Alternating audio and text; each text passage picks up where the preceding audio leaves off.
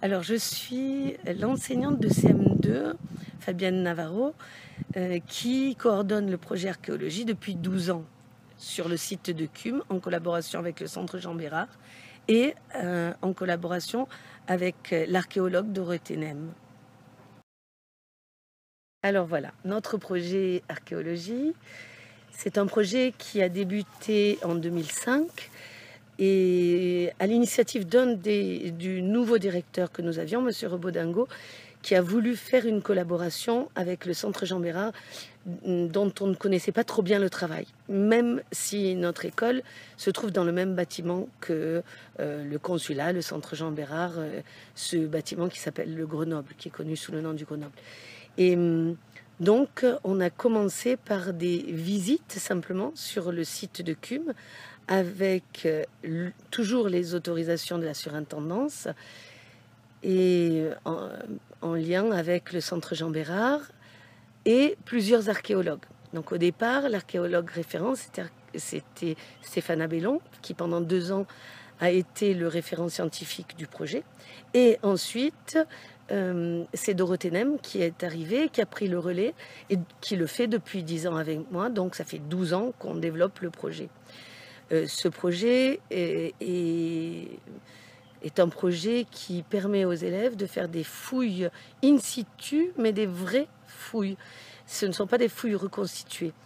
Et cela nécessite des autorisations de la surintendance.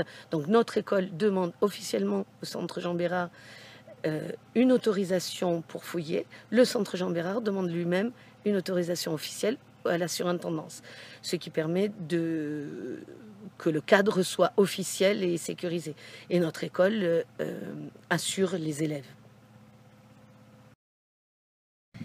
Donc ce projet est un projet qui se développe sur toute l'année.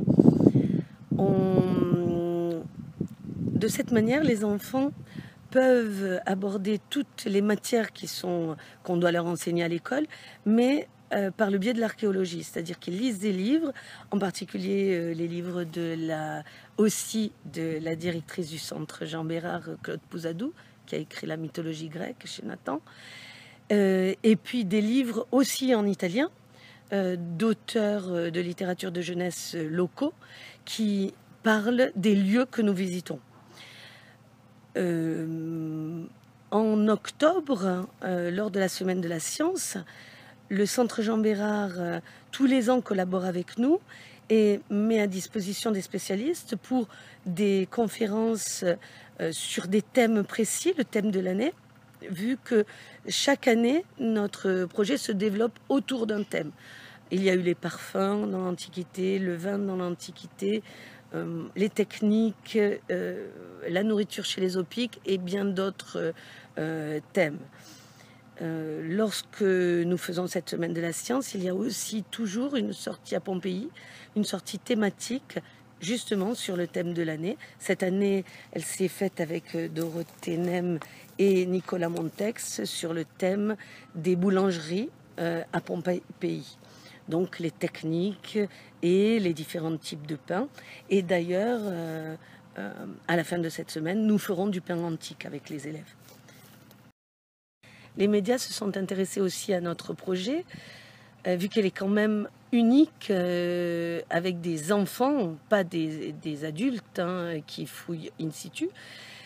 Et ces médias, c'est notamment des journaux comme Archéo Junior, Géoado, et on a eu encore des interviews locales de journaux qui ont publié des articles sur ce projet. Cette semaine, donc, c'est la semaine de fouilles qui se fait tous les ans avec les CM2.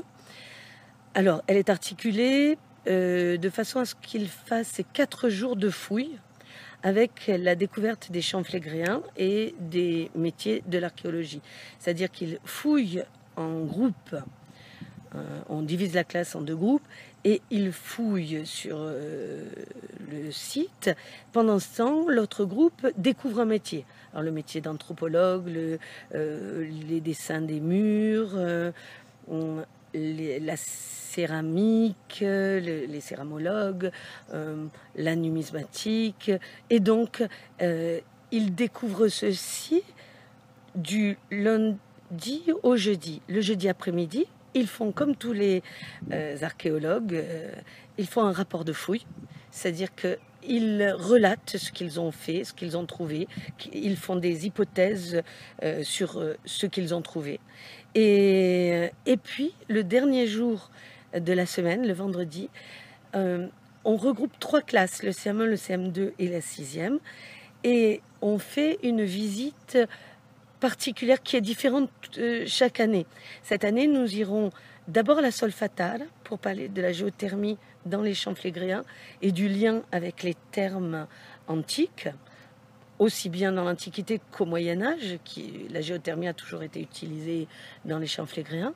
Et nous irons sur les bords du lac d'Averne où ils rencontreront un restaurateur qui s'est spécialisé en archéocuisine et qui va leur faire du pain antique et qui va leur montrer aussi des recettes de l'Antiquité, leur faire goûter aussi. Et puis, ils découvriront tout autour du lac d'Averne les lieux mythiques justement de la mythologie grecque, l'entrée des enfers, la grotte de la Sibylle, qui n'était pas la grotte de la Sibylle, qui était un tunnel pour les Romains, que les Romains avaient construit pour mettre en lien la mer et le lac, mais qui sont devenus le prétexte à des mythes antiques.